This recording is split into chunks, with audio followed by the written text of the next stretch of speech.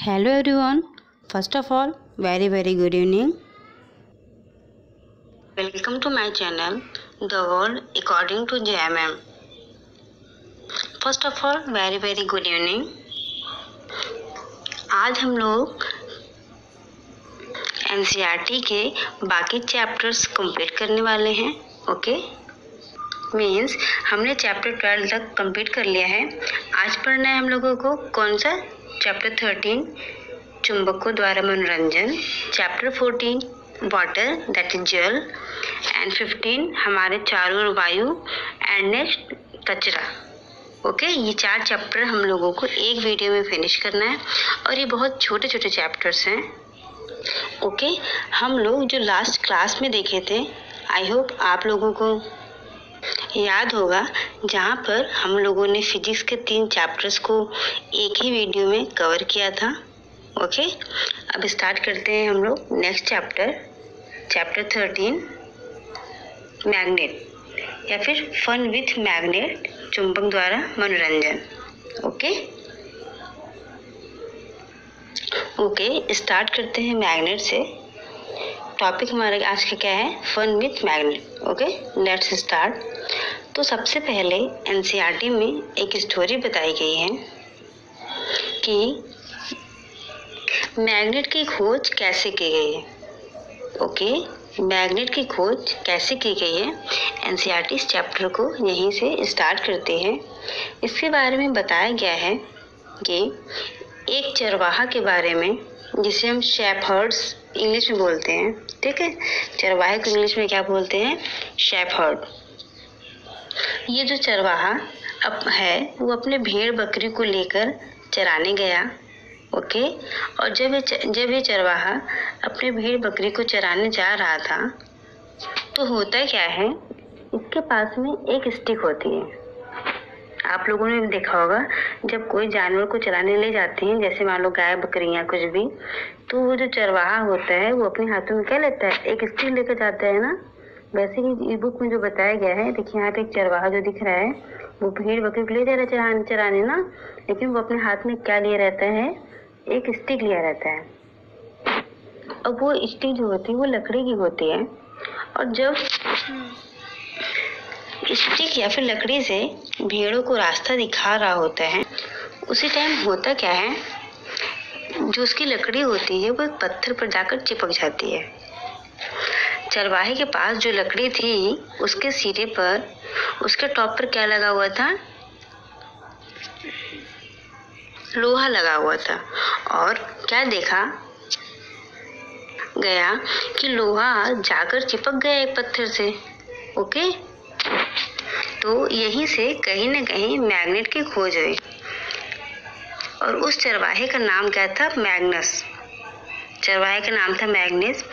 ये पूरी खोज जो है वो एक आइलैंड पर हुई थी, और जिस द्वीप पर हुई थी उस द्वीप का क्या नाम था? Magnesia island. ठीक है, मीन्स जो चरवाहा था उसका नाम था मैग्नस, और ये जो खोज है जिस द्वीप पर हुई थी उस द्वीप का क्या नाम था? मैग्नेशिया द्वीप, या फिर कह सकते हैं मैग्नेशिया आइलैंड.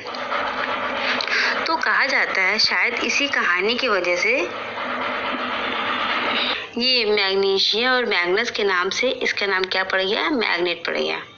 ओके जो मैग्नेट आप नाम सुनते हो वो मैग्नेट नाम कैसे पड़ा?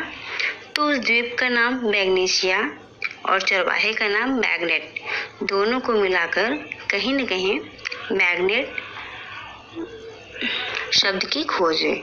ठीक है, तो मैग्नेट शब्द में अगर हम बात करते हैं, सबसे पहले जो नेचुरल मैग्नेट को खोजा गया उसका नाम क्या था? मैग्नेटाइट. यहाँ पर देखिए उसी स्टोरी को यहाँ बहुत अच्छे से शो किया गया है कि जो चरवाहा है उसको देखिए यहाँ पर स्टिक पर कॉर्नर पर ये पत्थर से क्या हो गया? चिपक गया है ना, और ये उसको खींचने की कोशिश कर रहा है. ओके तो हम बात कर रहे थे सबसे पहले जिस नेचुरल मैग्नेट की खोज की गई उसका नाम था मैग्नेटाइट. तो अभी मैंने छोटी सी आपको कहानी बताई मैग्नेट की खोज के बारे में. फिर से आपको बताया गया फिर से सिंपल से बेसिक से एक बात बताई गई कि कुछ ऐसे सब्सटेंस होते हैं जो मैग्नेट की ओर आकर्षित होते हैं। क्या होते हैं? कुछ ऐसे सब्सटेंस होते हैं जो मैग्नेट की ओर आकर्षित होते हैं। अगर आप मैग्नेट या फिर चुंबक को रखते हैं और कुछ ऐसे पदार्थ उसके पास रखते हैं तो क्या देखेंगे कि वो उसमें चिपक जाता है। ठीक, जैसे मान लीजिए कि आपको लगता है अगर आप लकड़ी को रखते हो चुंबक के पास तो क्या लकड़ी भी मैग्नेट से चिपक जाएगी? बताइए, नहीं, बिल्कुल नहीं। ओके, इसका मतलब ये हुआ कि कुछ ऐसे पदार्थ हैं जैसे कोबाल्ट, निकिल, आयरन, ठीक, इन सब में खासियत क्या है अगर कि ये क्या होते हैं, मैग्नेट की तरफ आकर्षित हो जाते हैं, तो हम इन्हें कहते हैं क्या, मैग्नेटिक सब्सटेंस। मीन्स जो पदार्थ चुंबक की ओर आकर्षित होता है उसे हम क्या बोलते हैं, चुंबकीय पदार्थ। चुंबकीय पदार्थ कौन कौन से होते हैं?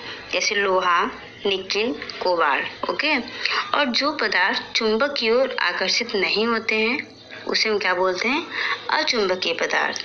जैसे लकड़ी, लकड़ी क्या होता है, वो अचुंबकीय होता है, वो चुंबक की ओर आकर्षित नहीं होता।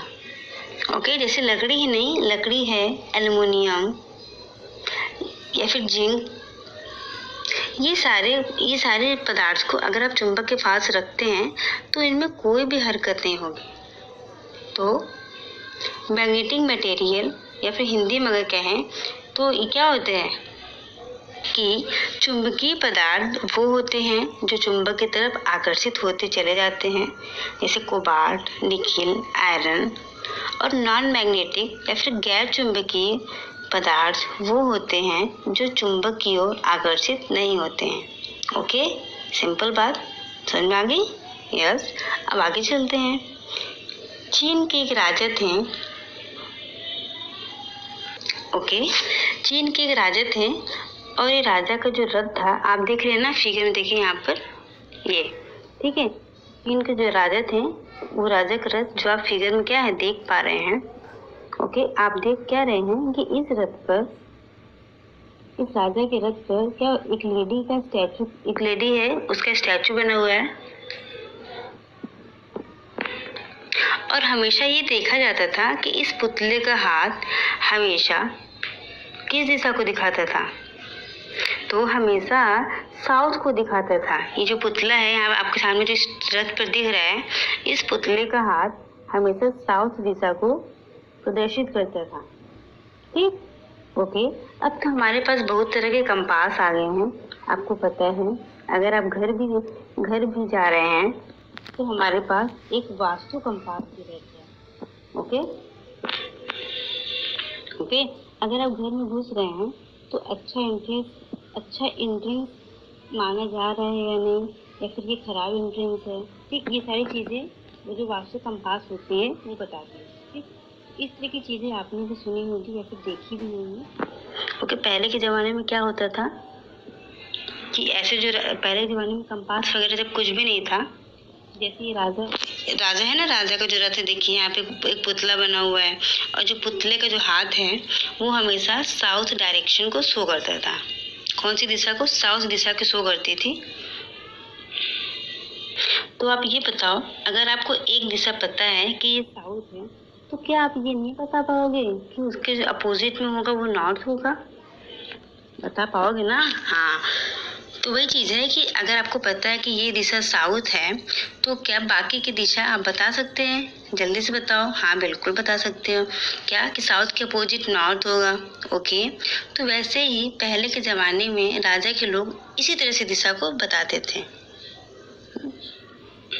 ओके, अब मैंने एक फिगर लगाई है, आप देख पा रहे होंगे इजली कि इसे हम क्या बोलते हैं, मैग्नेटिक कंपास कहते हैं। ठीक है, यहाँ पर आपको एक रेड कलर का कांटा दिख रहा है, ये देखिए, दिख रहा है ना यहाँ पर।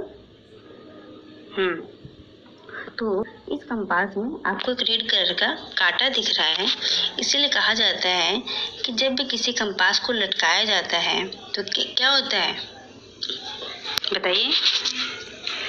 अभी बताते हैं ना, पहले कांटे के बारे में बात कर रहे थे कि इस कंपास में जो रेड कलर का कांटा दिख रहा है ये लाल रंग कौन सी दिशा को शो करता है? नॉर्थ दिशा को शो करता है। ये बात हमेशा याद रखिएगा कि कंपास में जो लाल रंग होता है वो हमेशा नॉर्थ दिशा को शो करता है। ठीक है, इसीलिए कहा जाता है कि जब भी किसी कंपास को लटकाया जाता है तो हमेशा उसका जो मुख होता है वो नॉर्थ और साउथ में होता है। कौन सी दिशा में होता है? उसका मुख हमेशा नॉर्थ साउथ दिशा में हो जाता है। हमेशा याद रखना, जब भी आपके सामने मैग्नेटिक कंपास हो, ठीक, और उसमें नॉर्थ और साउथ मेंशन न हो, अगर उसमें देखिए यहाँ पे एन और एस तो लिखा हुआ है फिगर में, इजीली आप देख पा रहे हैं। देखिए यहाँ पे एन और एस लिखा है, लेकिन अगर मान लीजिए आपके पास मैग्नेटिक कंपास रखा है और उसमें नॉर्थ और साउथ मेंशन नहीं किया गया है, तो जो रेड है वो नॉर्थ दिशा को शो करेगा और उसके बाद जो उसके अपोजिट हो जाएगा वो कौन सा हो जाएगा? साउथ दिशा को शो करेगा। ठीक, इसके बाद एनसीईआरटी में क्या बताया जा रहा है? इसके बाद एनसीईआरटी में बताया जा रहा है कि आपके मैग्नेट के पास पोल होता है। क्या होता है? आपके मैग्नेट के पास 2 पोल होता है। जितने भी मैग्नेट होते हैं उनका क्या होता है? पोल जरूर होता है। और हर मैग्नेट में कितने पोल होंगे? 2 पोल होंगे। सबसे पहली बात कि मैग्नेट के पास पोल होता है, और दूसरी बात मैग्नेट के पास 2 पोल होते हैं। ओके, अब मुझे इस बात का जवाब दो कि अगर मैं किसी एक मैग्नेट को काटती हूँ तो क्या दोनों पोल अलग अलग हो जाएंगे? बताइए। जैसे आप फिगर में देखिए, आप हर मैग्नेट के पास देखिए, जैसे इस एक मैग्नेट की बात करते हैं यस और एन, तो यहाँ पे देखिए 2 पोल दिख रहा है, एक साउथ है और एक नॉर्थ है।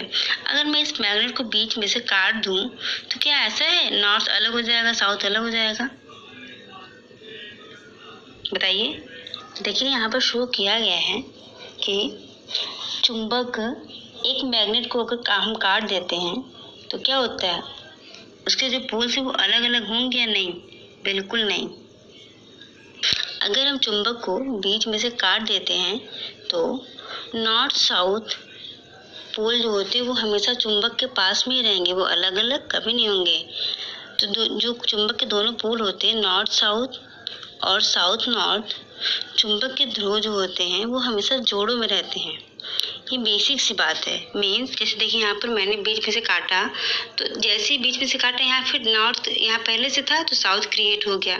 अब देखिए यहाँ पे साउथ पहले से था तो यहाँ पे देखिए नॉर्थ क्रिएट हो गया। ठीक, तो इसलिए कहा गया जो चुंबक के पोल होते हैं वो हमेशा पेयर में एग्जिस्ट करते हैं। पोल एग्जिस्ट इन पेयर।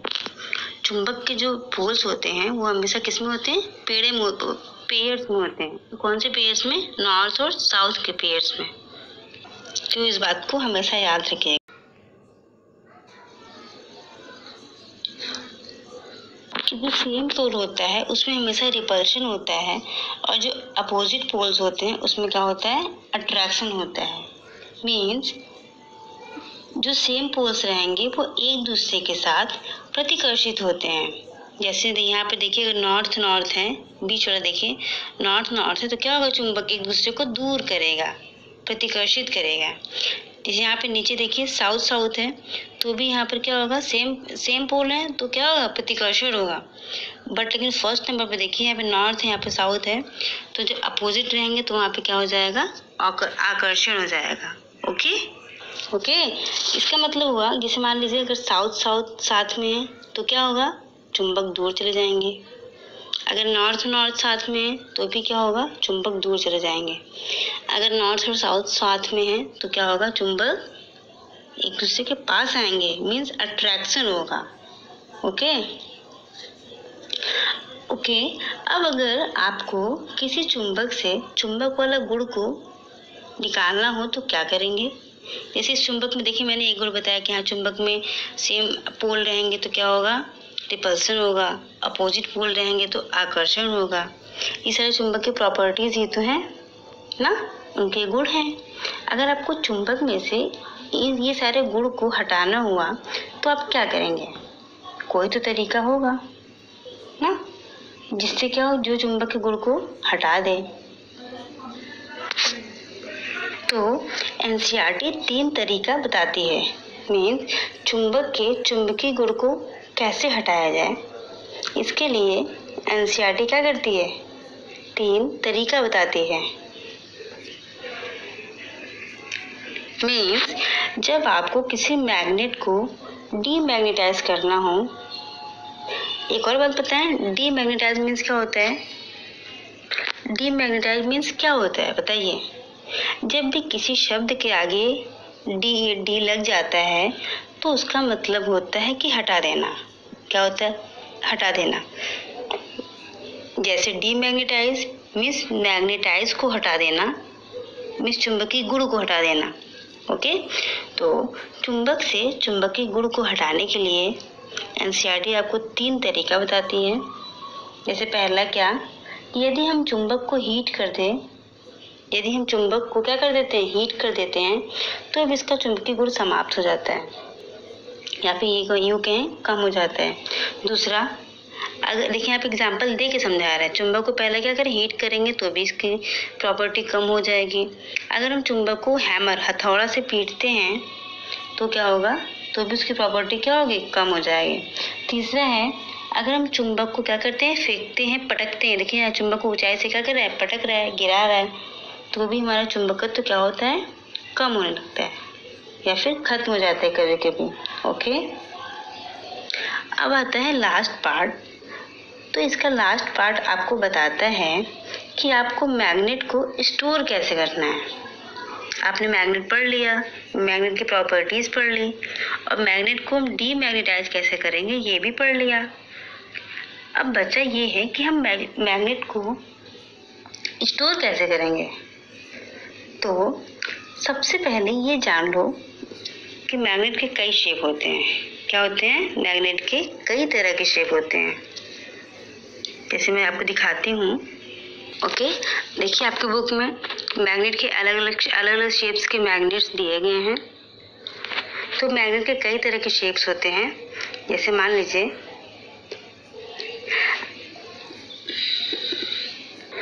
जब आप पास्ता खाते हो तो देखते हो ना, पास्ता के बहुत सारे शेप्स होते हैं। जब मान लीजिए कहीं भी बढ़िया रेस्टोरेंट में जाओगे तो वो पूछेंगे कि भैया आपको कौन सा पास्ता चाहिए, मीन्स किस शेप का पास्ता चाहिए। कई तरह के नाम बताएंगे वो, लाइक स्वैगी पास्ता या फिर पैनी पास्ता ना, या फिर ऐसी तरह से बहुत सारे आपको नाम बताएंगे। तो आप कंफ्यूज हो जाएंगे और आप क्या बोलेंगे, अरे भाई मुझे तो बस नॉर्मल वाला पास्ता खाना है। ओके, तो उनका मतलब हुआ कि क्या कर रहे हैं वो आपसे शेप पूछ रहे हैं। ऐसे ही मैग्नेट का भी शेप होता है। या तो मैग्नेट ऐसा होगा जो चॉकलेट शेप्स का होगा, जैसे देखिए यहाँ पर इसमें देखिए मैग्नेट कैसा है, चॉकलेट शेप्स का है ना, मीन्स रेक्टेंगुलर शेप का, आयताकार। तो वही कुछ मैग्नेट ऐसे होते हैं जो चॉकलेट शेप्स के होते हैं। जितने मैग्नेट चॉकलेट शेप्स के होते हैं उनको हम बोलते हैं बार मैग्नेट। क्या बोलते हैं? Bar magnet. और जो दूसरा मैग्नेट इस टाइप का होता है, यू शेप का कह सकते हैं, तो ऐसे मैग्नेट को हम क्या बोलते हैं? Horse shoe magnet. क्या बोलते हैं? Horse shoe magnet. और हिंदी में बोलेंगे घोड़े के नाल जैसा। घोड़े का नाल भी इसी शेप का होता है ना। ओके, अब मैग्नेट को हम किस तरह से स्टोर करेंगे। आपके पास 2 बार मैग्नेट है, अलग अलग। देखिए यहाँ पर मैंने फिगर में बताया है। देखिए 2 बार, रेड कलर का 2 क्या है? बार मैग्नेट है ना, आप इजीली देख पा रहे होंगे। तो यहाँ पर आपको इस तरह से 2 बार मैग्नेट है आपके पास है, और आपको इनको स्टोर करना है। तो कैसे करेंगे?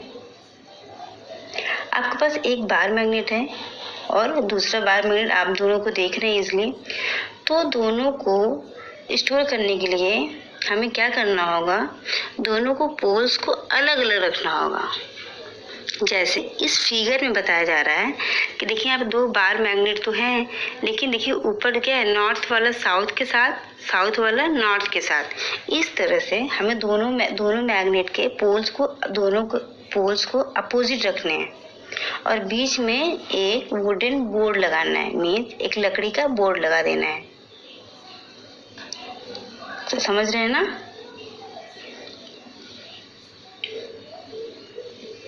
मीन्स एक बार का नॉर्थ दूसरे बार का साउथ होना चाहिए और एक बार का साउथ दूसरे बार का नॉर्थ होना चाहिए। इस तरह से दोनों मैग्नेट को रखेंगे और इन दोनों के बीच में लकड़ी का पोल रख देंगे। ठीक है, तो इस तरह से हम बार मैग्नेट को स्टोर कर सकते हैं। अब बात करते हैं हॉर्स शू मैग्नेट ना, कि इसको हम कैसे स्टोर करेंगे। तो हॉर्स शू मैग्नेट जो होता है, हॉर्स शू मैग्नेट जो होता है उसके बीच में हम आयरन का बार लेंगे। क्या लिखा है नीचे, लिखा है ना, लिखा है यहाँ पे ना आयरन बार। तो नीचे क्या करेंगे, आयरन का बार लेंगे और इसी पर हम हॉर्स शू मैग्नेट को चिपका कर रख देंगे। ठीक है, तो हॉर्स शू मैग्नेट को इस तरह से हम चिपका कर स्टोर करते हैं। ओके, आप बहुत ही केयर करना कि जैसे टीवी, रेडियो या फिर कोई भी रिकॉर्डर है, इन सब के पास हमें मैग्नेट को नहीं रखना है, क्योंकि ये आपके मैग्नेट के जो मैग्नेटिज्म है उसको खत्म कर सकता है।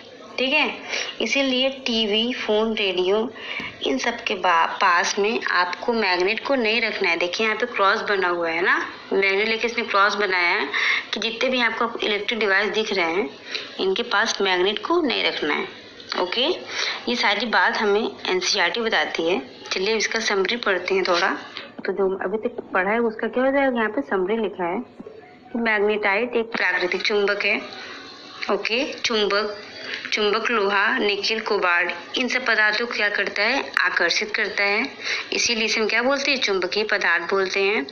जो चुंबक से आकर्षित नहीं होते हैं वे क्या होते हैं, गैर चुंबकीय या फिर अचुंबकीय पदार्थ होते हैं। प्रत्येक चुंबक के कितने ध्रुव होते हैं, 2, उत्तरी और दक्षिणी ध्रुव। स्वतंत्रता पूर्वक जब भी हम किसी चुंबक को लटकाते हैं तो वो हमेशा उत्तर और दक्षिण दिशा में आकर रुकता है। ठीक है, 2 चुंबक के असमान ध्रुव क्या करते हैं, एक दूसरे को आकर्षित करते हैं और जब भी अगर वो सेम पोल रहेगा तो क्या करेगा, रिपल्शन करेगा। ओके, अब यहाँ पर हमारी जो चैप्टर 13 की एनसीईआरटी होती है वो फिनिश होती है। आप कुछ क्वेश्चन पूछते हैं कि लोहे के बुरादे के ढेर में एक क्षण चुंबक को डुबाया जाता है। लोहे के बुरादे का ढेर रहता है, वहाँ पर एक क्षण चुंबक को हम डुबोते हैं और बाहर निकाला जाता है तो क्या होगा, लोहे को भरने की मात्रा चिपकी रहती है।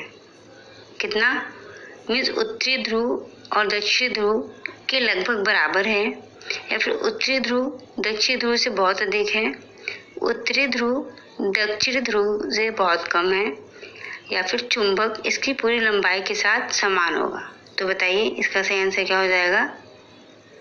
इसका सही आंसर हो जाएगा ऑप्शन नंबर ए, उत्तरी ध्रुव और दक्षिणी ध्रुव के लगभग बराबर होंगे।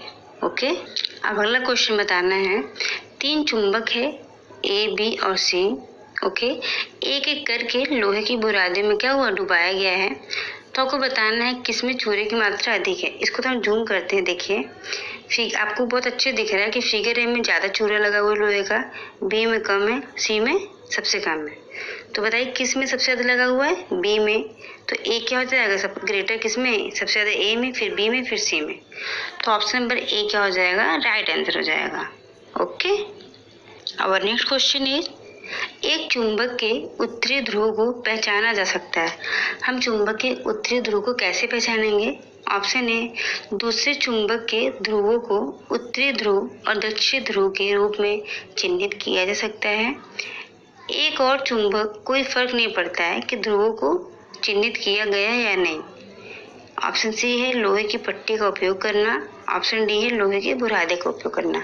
तो इसमें कौन सा ऑप्शन सही हो जाएगा, इसमें सही हो जाएगा आपका ऑप्शन नंबर ए, दूसरे चुंबक के ध्रुवों को उत्तरी ध्रुव और दक्षिणी ध्रुव के रूप में चिन्हित किया जाता है। ओके, तो 13 चैप्टर फिनिश होता है और हम बात करेंगे 14 चैप्टर जो क्या है, वाटर। अब स्टार्ट करते हैं 14 चैप्टर जो कि क्या है, जल है। अब यहाँ पर पढ़ना है पानी यानी जल के बारे में। यहाँ पर क्या बेसिक बातें जाननी है। क्या आपने वाटर साइकिल पढ़ा है, बचपन में तो जरूर पढ़ा होगा। अरे ये वाली वाटर साइकिल, इसी वाटर साइकिल की बात कर रहे हैं। यहाँ पर देखिए नदियाँ हैं, नदियों से पानी भाप बन के क्या हो रहा है, ऊपर जा रहा है बादल में। ठीक, फिर बादल से क्या हो रहा है, वही पानी नीचे आ रहा है, बारिश हो रही है ना। यहाँ पे देखिए सन है, कॉर्नर पे दिया गया है। तो हम इसी वाटर साइकिल की बात कर रहे हैं। ओके, कोई बात नहीं, अगर नहीं पढ़ा है मैं आपको बताती हूँ कि साइकिल का मतलब होता है चक्र या फिर पहिया। मीन्स जहाँ पर शुरू हो वहीं एक चक्कर लगाने के बाद खत्म हो जाता है, ये इसे क्या बोलते हैं, साइकिल। अब ये वाटर साइकिल काम कैसे करती है, ध्यान से सुनिए। कैसे करती है, देखिए यहाँ फिगर अच्छे से बताया गया है आपके एनसीईआरटी में ना। इसी को मैं जल चक्र मीन्स वाटर साइकिल कैसे करता है काम, ये कि ट्रांसपिरेशन आपने तो पढ़ा ही है क्योंकि मैंने ही इसे पढ़ाया है। ओके, ट्रांसपिरेशन कहाँ होता है, लीव्स पत्तियों में होता है ना। तो ट्रांसपिरेशन जो होता है वो पत्तियों में होता है। और ट्रांसपिरेशन में होता क्या है, जल का जलवाष्प में बदलना। Means conversion of water into water vapour is known as transpiration. Okay, अब बात करते हैं इवेपोरेशन की। इवेपोरेशन क्या होता है, आपको नहीं लगता क्या कि जो इवेपोरेशन भी वही चीज़ है क्या, conversion of water into water vapour. Evaporation means वाष्पीकरण, मीन्स जल का भाप बनकर उड़ना, यही तो होता है ना वाष्पीकरण, जल का वाष्प बन के उड़ना। तो अब देखिए अभी मैंने ट्रांसपिरेशन में बताया कि जल का वाष्प बन के उड़ना, इवेपोरेशन भी मैं बता रही हूँ कि जल का वाष्प बनकर उड़ना। मीन्स दोनों में ही क्या है, conversion of water into water vapour. दोनों केसेस में क्या हो रहा है, वाटर हमारा वाटर वेपर में बदल रहा है। तो आप ये बोलोगे कि मैम फिर दोनों में अंतर क्या है। दोनों में अंतर ये है कि जो इवेपोरेशन होता है वो पानी की सतह पर होता है, जो वाष्पीकरण होता है वो हमेशा कहाँ होता है, पानी की सतह पर होता है, on the surface of water. जैसे आपके कपड़े सूखते हैं ना, कैसे वहाँ का पानी, आपका कपड़ा जो गीला रहता है वो अचानक कैसे सूख जाता है, बताइए। आपके कपड़ों का पानी कहाँ चला जाता है, वही उसका वाष्पीकरण हो जाता है। ठीक है, तो वही यहाँ बताया जा रहा है कि जो आपके कपड़े सूखते हैं वो इवेपोरेशन की वजह से सूखते हैं। बट आप सबको इतना जरूर पता होगा कि जो ट्रांसपिरेशन होता है वो कहाँ होता है, पत्तियों में होता है। पत्तियों में जो छिद्र होता है, जो स्टोमेटा होता है, उनसे ही क्या होता है, उनसे ही ट्रांसपिरेशन होता है। ओके, स्टोमेटा का खोलना बंद करना कौन करता है, स्टोमेटा का स्टोमेटा जो होता है वो खुलता है बंद होता है ना, तो ये करता कौन है, गार्ड सेल्स मीन्स रक्षित कोशिकाएं। ओके, तो कहीं ना कहीं ट्रांसपिरेशन के लिए सेल भी जिम्मेदार है, गार्ड सेल भी जिम्मेदार है ना। बट इवेपोरेशन के लिए कोई भी सेल जिम्मेदार नहीं होता, क्योंकि इवेपोरेशन जो है वो पानी की सतह पर होता है। ओके, वेरी गुड, क्लियर हो गया ना। तो इन दोनों केस में जल बदल रहा है जलवाष्प में। हम जैसे जैसे ऊपर जाते हैं वैसे वैसे क्या होती है, हवा ठंडी होती चली जाती है। ओके, और क्या लग रहा है आपको, मान लो ऊपर हवा ठंडी है। पहले ये बताइए, जो सॉलिड से कोई चीज़ लिक्विड में बदलते हैं तो क्या होता है, कोई भी चीज़ सॉलिड से लिक्विड में कैसे बदलते हैं, ताप बढ़ाकर ना उसका टेम्परेचर क्या करते हैं, इंक्रीज कर देते हैं। जब भी किसी चीज़ को सॉलिड से लिक्विड में बदला जाता है तो उसका टेम्परेचर को हम इंक्रीज कर देते हैं, तो वो चीज़ें सॉलिड से लिक्विड में बदल जाती हैं। और जब भी लिक्विड का ताप बढ़ा देंगे और तो वो क्या होने लगता है, वो गैस में बदलने लगता है। जैसे पानी लिक्विड है, उस पर जब ताप बढ़ाते हैं मीन्स और गर्म करते जाते हैं तो क्या होता है, पानी भाप बन के उड़ने लगता है ना। तो वही यहाँ बताया जा रहा है कि जब लिक्विड का ताप बढ़ाएंगे तो वो गैस में बदल जाएगा, मीन्स वाटर वेपर बदल जाएगा। तो जो वाटर वेपर है वो भी क्या है, वो भी गैस ही है। अब अगर टेम्परेचर कम हो गया तो रिएक्शन क्या होगा, उल्टा होने लगेगा। मीन्स सॉलिड से लिक्विड में बदलना, या फिर लिक्विड से गैस में बदलना, ये सब कब हो रहा है? जब हम टेम्परेचर को बढ़ा रहे हैं। अगर हम टेम्परेचर को कम करने लगेंगे तो यही प्रोसेस उल्टा हो जाएगा। उल्टा होने मतलब जो गैस है वो लिक्विड में बदलेगा और जो लिक्विड है वो सॉलिड में बदलेगा। समझ में आ रहा है ना? यहाँ पर लिख के समझाने की कोशिश की है कि देखिए, सॉलिड से कोई चीज़ लिक्विड में बदला जब हम टेम्परेचर को बढ़ाएं, और जब फिर हम टेम्परेचर को बढ़ा रहे हैं तो लिक्विड से वो चीज़ क्या हो जा रही है? गैस में बदल जा रही है। लेकिन हम जब टेम्परेचर को कम कर रहे हैं, देखिए नीचे साइड में मैंने शो किया है, जब टेम्परेचर कम हो रहा है तो कोई भी चीज़ गैस से किस में बदल रही है? लिक्विड में बदल रही है। और कम करेंगे टेम्परेचर तो लिक्विड से किस में बदल जाएगी? सॉलिड में बदल जाएगी। ओके, ये चीज़ मैं आपको बताने की कोशिश कर रही थी। आई होप आपको समझ में आ गया। Very good. ओके, तो जैसे जैसे हम ऊपर जाते हैं हवा क्या होती है? ठंडी होती चली जाती है ना। और यानी ऊपर जाते जाते हवा क्या हो रही है? ठंडी हो रही है। तो वाटर वेपर मीन्स पानी की बूंदें, जो वाटर वेपर है वो पानी की बूंदों में बदल जाएगा। अभी देखा था आपने ना, जब टेम्परेचर कम होगा तो जो गैस होगा वो लिक्विड में बदलेगा। तो जो वाटर वेपर है वो पानी की बूंदों में बदल जाएगा, मीन्स ड्रॉपलेट्स बदल जाएगा। और यही पानी की बूंदें इकट्ठा होती चले जाएंगे, इकट्ठा होती चले जाएंगे। ओके, और इकट्ठा होते होते ये बना लेती हैं बादल। क्या बनाती हैं? बादल। और बादल बनने के बाद जब यही बादल भारी पड़ने लगता है तो बारिश हो जाती है। क्या होती है? जब ये बादल भारी पड़ने लगता है तो बारिश हो जाती है। सिंपल सी बात यही कि जैसे जैसे हम ऊपर जाते हैं टेम्परेचर कम होने लगता है तो वाटर वेपर जो है पानी की बूंदों में बदलने लगती हैं। ओके, और यही पानी की बूंदें धीरे धीरे बादल का निर्माण करती हैं। और जब यही बादल क्या होता है? भारी हो जाता है तो बारिश होने लगती है। ठीक है, यहाँ पे क्या हुआ? इवेपोरेशन और ट्रांसपिरेशन हुआ। ठीक है, दोनों से ही क्या हुआ? जलवाष्प में बदल गया वाटर। चलिए एक बार फिर समझाने की कोशिश करते हैं कि वाष्पीकरण हुआ, ट्रांसपिरेशन हुआ, दोनों प्रोसेस हुआ ना। ट्रांसपिरेशन कहाँ हुआ? पौधों की पत्तियों में। वाष्पीकरण कहाँ हुआ? जैसे नदी, समुद्र, ये सब की सतह पर। ठीक, इन दोनों ट्रांसपिरेशन के थ्रू जो जल था वो जलवाष्प में बदल गया।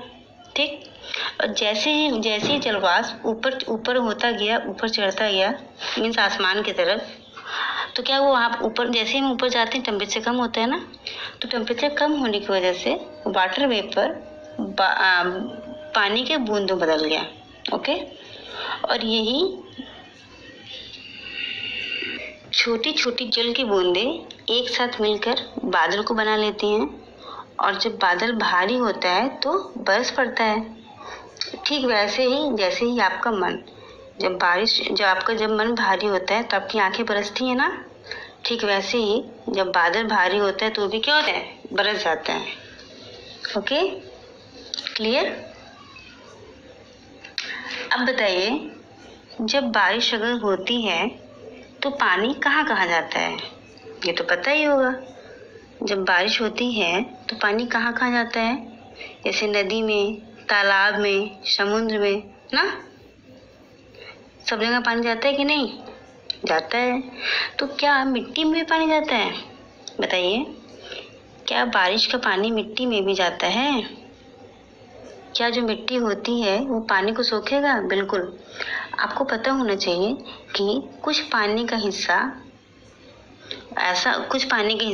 हमारे मिट्टी के नीचे भी होता है। तो धरती के नीचे भी क्या होता है? पानी का कुछ हिस्सा होता है जिसे हम बोलते हैं क्या? ग्राउंड वाटर या फिर भूजल।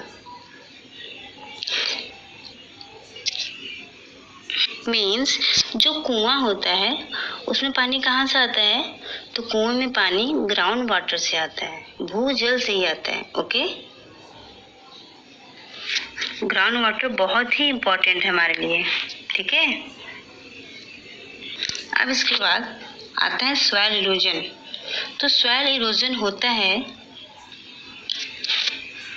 अच्छा चलिए ये बताइए कि इन्वायरमेंट जो होता है उसका कॉन्सेप्ट बताती है कि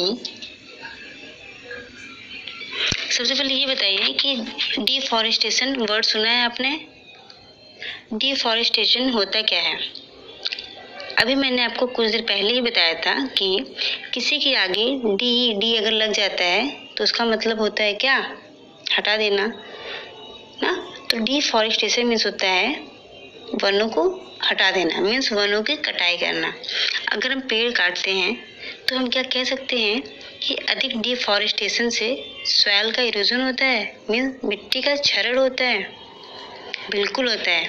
अगर सॉइल इरोजन हुआ तो क्या ग्राउंड वाटर भी कम होगा? बिल्कुल कम होगा। तो हम लिख सकते हैं क्या कि जो डिफॉरेस्टेशन है, जो वनों की कटाई है, उसका परिणाम क्या है? भूजल में कमी। क्या है? भूजल में कमी।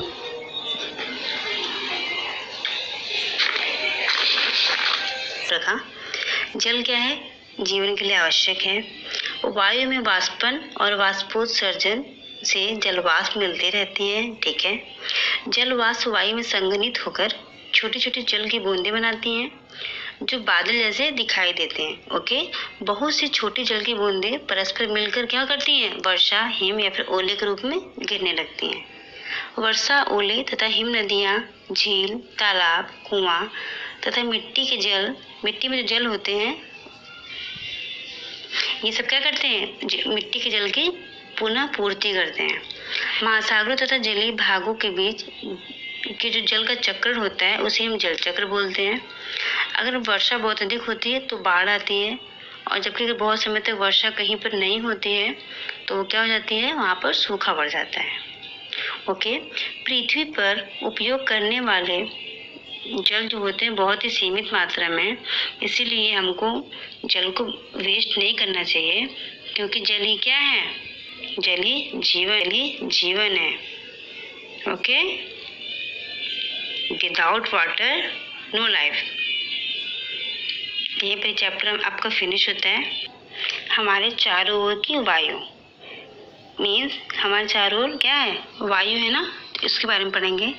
उससे पहले आप मुझे बताइए एयर और विंड में क्या अंतर है? एयर और विंड में क्या अंतर है? A blanket of air which surround earth, ठीक, is known as environment. Means कि एक ऐसी हवा का चादर जो हमारे चारों ओर क्या हुआ है? घिरा हुआ है, उसी को हम बोलते हैं एटमॉस्फेयर। क्या हमारे वायुमंडल में ढेर सारी गैसेस हैं? बिल्कुल। हमारे जो वायुमंडल है उसमें बहुत सारी गैसेस हैं, जिसे हम पाई चार्ट के थ्रू आपको दिखाते हैं। ये देखिए यहाँ पर शो किया गया है कि हमारे वायुमंडल में सबसे ज़्यादा अगर कोई गैस पाई जाती है तो वो नाइट्रोजन है, और नाइट्रोजन कितना पाया जाता है? 78%। और 1% में अदर गैसेस होती हैं, जैसे कार्बन डाइऑक्साइड हो गया, जलवाष्प हो गया, या फिर और अक्रिय गैसेस हो गई। ये सारी 1% पाई जाती हैं। और जब बात करते हैं हम ऑक्सीजन की, तो ऑक्सीजन हमारे वायुमंडल में 21% पाया जाता है। ठीक है। तो किस गैस का कितना परसेंटेज है ये आपको याद रखना है कि सबसे ज़्यादा कौन सी गैस पाई जाती है?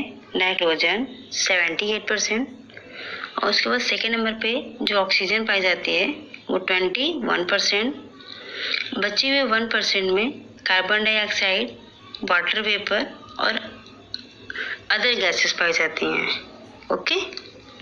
अब इसके बाद एक एक्टिविटी करना है कि हमें 2 कैंडल लेना है। क्या लेना है? 2 कैंडल लेना है, और दोनों कैंडल को जलाना है। इस तरह से देखिए आपके सामने टेबल पर रखा गया है।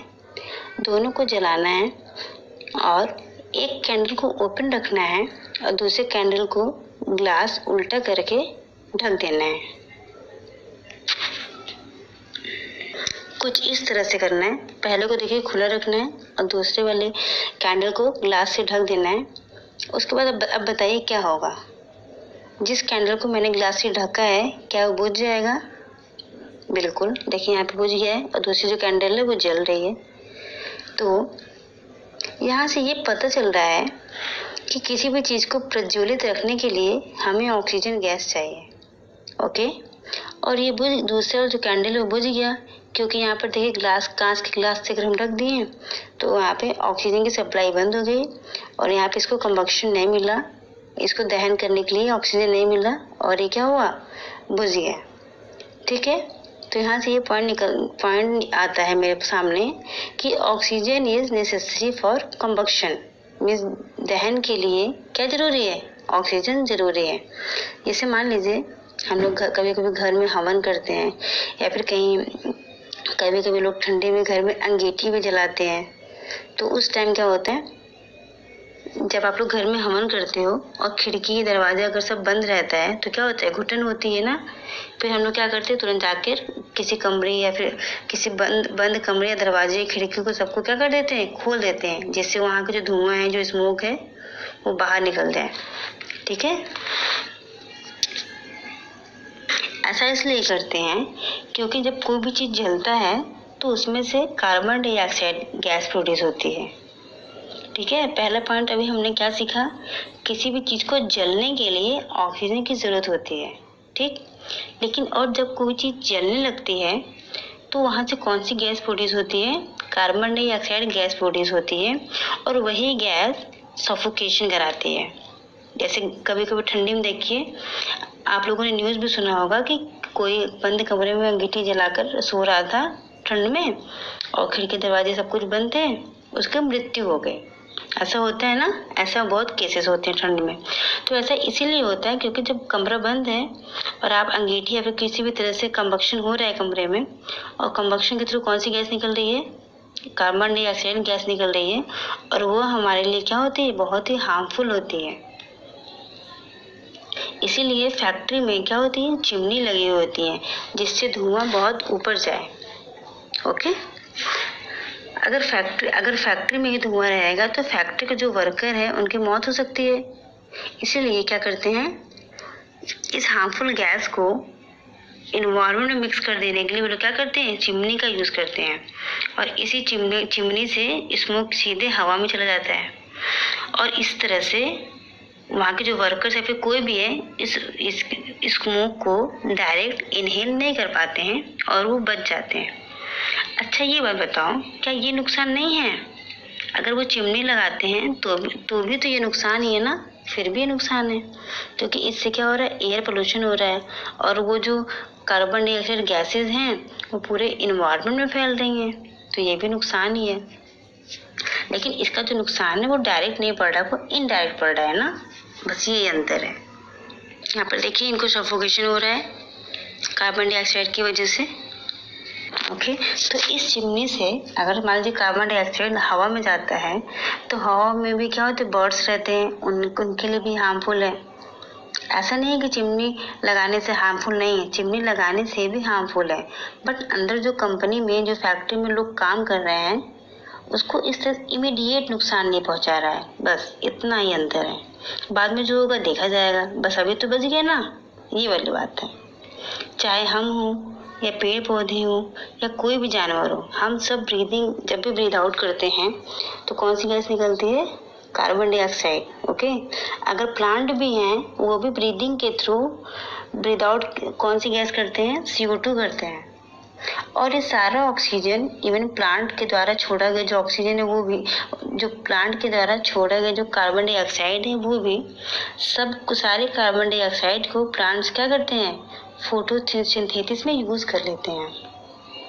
ओके, और फोटोसिंथेसिस करके प्लांट्स जो होते हैं वो ऑक्सीजन गैस निकालते हैं और इसे हम क्या करते हैं, ऑक्सीजन को इनहेल कर लेते हैं। इसीलिए ज़्यादा से ज़्यादा पेड़ लगाना चाहिए जिससे हमें ज़्यादा से ज़्यादा ऑक्सीजन मिल सके और हम क्या कर सकें, एक अच्छी इन्वायरमेंट में रह सकें।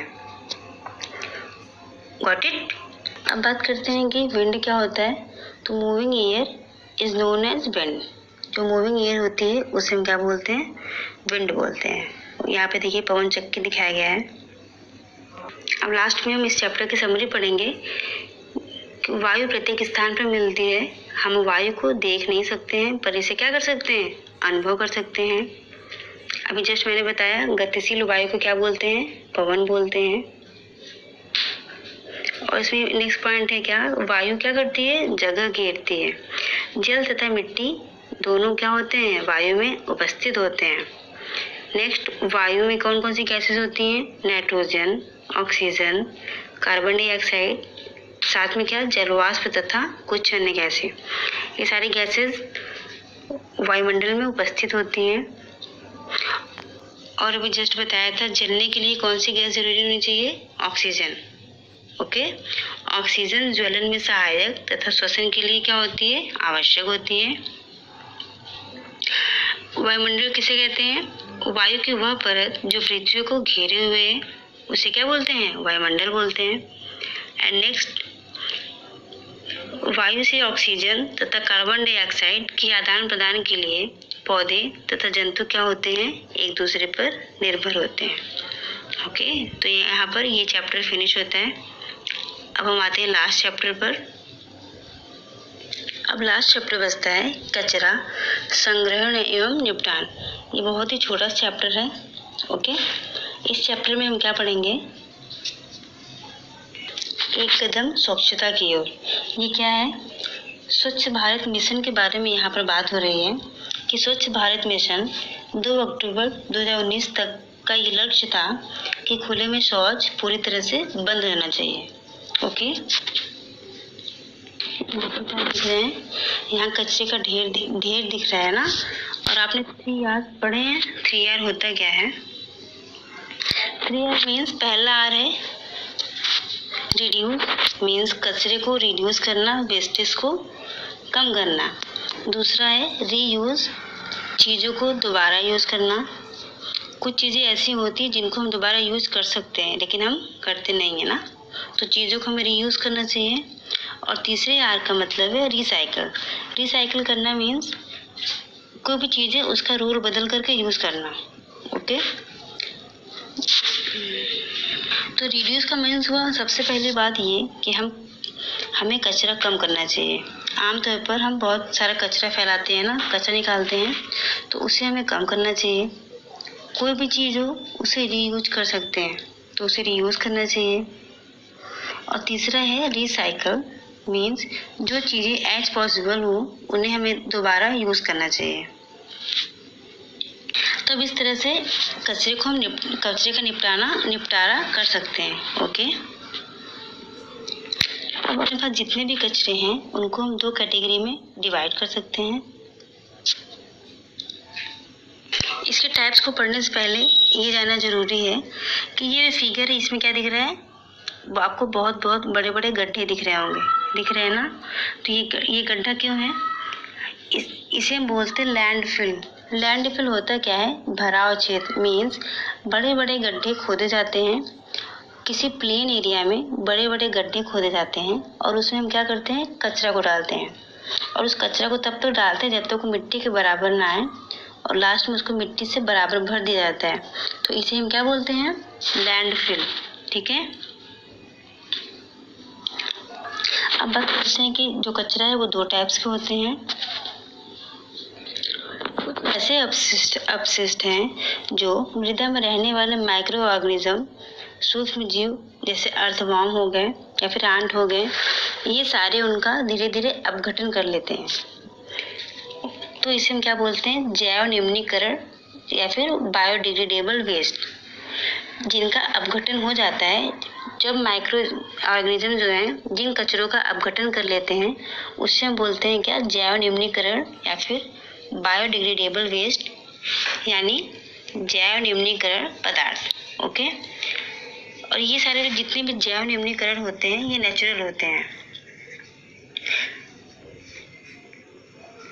और जो दूसरे टाइप का कचरा है वो आर्टिफिशियल होता है, यानी कृत्रिम होता है, जैसे प्लास्टिक, और इनका हम अपघटन नहीं कर सकते हैं। जिन कचरों का हम अपघटन नहीं कर सकते हैं उन्हें हम बोलते हैं नॉन बायोडिग्रेडेबल या फिर अजैव निम्नीकरण। और जितने भी अजैव निम्नीकरण वेस्ट होते हैं वो आर्टिफिशियल होते हैं। ओके, तो प्लास्टिक क्या है, प्लास्टिक भी नॉन बायोडिग्रेडेबल, मीन्स प्लास्टिक का हम अपघटन नहीं कर सकते हैं। अब देखिए, आप लोगों ने ऐसा डस्टबिन देखा होगा ना, मार्केट में ऐसा डस्टबिन रखा रहता है जो किस कलर के होते हैं, एक ब्लू कलर का होता है और दूसरा ग्रीन कलर का होता है। तो दोनों डस्टबिन में अंतर क्या होता है, जो ब्लू कलर का डस्टबिन होता है उसमें हम नॉन बायोडिग्रेडेबल वेस्ट को रखते हैं। मीन्स जो भी अजैव निम्नीकरण वेस्ट हैं जिनका अपघटन नहीं हो सकता है उसको हम ब्लू में रखते हैं, ठीक है। और जो ग्रीन वाला होता है, जो ग्रीन कचरे का डब्बा होता है, उसमें हम बायोडिग्रेडेबल वेस्ट रखते हैं। ओके, ये बात याद रखिएगा कि जो बायोडिग्रेडेबल वेस्ट होता है उसको हम ग्रीन कचरे के डब्बे में डालते हैं और जो नॉन बायोडिग्रेडेबल होता है उसको हम ब्लू वाले डब्बे में डालते हैं। ओके, अब आमतौर पर आपके किचन से कचरा निकलता है, जैसे चाय बनाते हैं तो चाय पत्ती हो गई, चाय पत्ती बन जाती है, फिर कॉफ़ी पाउडर है, सब्जी के छिलके, तो ये सारे जो कचरे होते हैं जो बचे रह जाते हैं उनका क्या किया जा सकता है। अगर आप उनको ऐसे डस्टबिन फेंक देंगे तो वो भी कचरे ही बनाएंगे ना, तो उनको हम डस्टबिन में ना फेंकने के बजाय क्या करते हैं, किसी एक डिब्बे में रख के उसको रीयूज़ कर सकते हैं। उसे कैसे रीयूज़ करेंगे, क्योंकि ये सारे तो नेचुरल हैं यानी बायोडिग्रेडेबल है। तो इसके लिए हमें करना क्या होता है, ये सारे वेस्टेज को क्लोज बर्तन में रखना होता है। उसके बाद उनमें से कुछ अर्थवॉर्म, कुछ रेड अर्थवॉर्म या फिर लाल केचुआ उसी बर्तन में रख देना चाहिए। फिर उसको ढक करके कुछ दिनों के लिए छोड़ देते हैं। बाद में क्या होता है, उसमें काली मिट्टी जैसे पदार्थ बन जाता है और इसका तो यूज़ हम खाने में तो कर नहीं सकते हैं। तो ये जो काली मिट्टी बनता है इसको हम मिट्टी में मिला देते हैं, जो मिट्टी की फर्टिलिटी को बढ़ाता है। और इस प्रोसेस को हम बोलते क्या है, वर्मी पोस्टिंग। यहाँ देखिए आपके बुक में इसी को बहुत डिटेल्स में बताया है कि वर्मी पोस्टिंग होता क्या है, ठीक है। तो वर्मी पोस्टिंग का हम यूज़ करके किसी भी मृदा की फर्टिलिटी को बढ़ा सकते हैं। इसके बाद हम लास्ट में एनसीईआरटी पढ़ते हैं थोड़ा। इसके सारांश क्या है, समरी, कि जो लैंडफिल होता है वो होता क्या है, जहाँ शहर या नगरों के कचरों को एकत्र करके पाट दिया जाता है। मीन्स गड्ढा करते हैं, वहाँ पे कचरे को डालते हैं, बाद में उसको मिट्टी से बराबर कर देते हैं। ऐसे एरिया को क्या बोलते हैं, भराव क्षेत्र या फिर लैंडफिल। नेक्स्ट क्या है, रसोई घर के अपशिष्ट सहित पौधों एवं जंतु अपशिष्ट को खाद में परिवर्तित कर देते हैं, तो उसे हम क्या बोलते हैं, कंपोस्टिंग। अब रसोई के कचरों को कृमि या फिर लाल केचुए के द्वारा जो कंपोस्ट में परिवर्तित करते हैं उसे बोलते हैं वर्मी पोस्टिंग। मीन्स जब हम केवल बिना केचुए का यूज किए ही उसको कंपोस्ट करते हैं, उसे खाद में परिवर्तित करते हैं, तो वो कंपोस्टिंग होता है। लेकिन जब हम केचुआ का यूज़ करते हैं तो उसे वर्मी कंपोस्ट बोलते हैं। वर्मी वर्ड हम तभी यूज करेंगे जहाँ पर हम केचुए का यूज़ करेंगे, अदरवाइज वो क्या होगा, कंपोस्टिंग ही होगा। अब देखिए यहाँ पे कागज का हम पुनर्चक्रण संभव है, तो कागज का पुनर्चक्रण कर सकते हैं। पुनर्चक्रण द्वारा बने कागज से उपयोगी चीजें भी बनाई जा सकती हैं। ओके,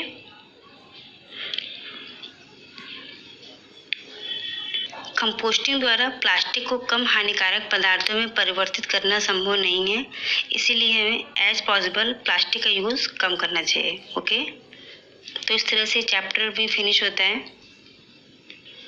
इस तरह से हमारे क्लास 6 की एनसीईआरटी आज फिनिश्ड हो गई है और अब हम लोग स्टार्ट करेंगे क्लास 7 की NCERT. Okay, thank you, all the best and thank you for watching. Like, subscribe and share my channel. My channel is The World According to JMM. Bye and good night.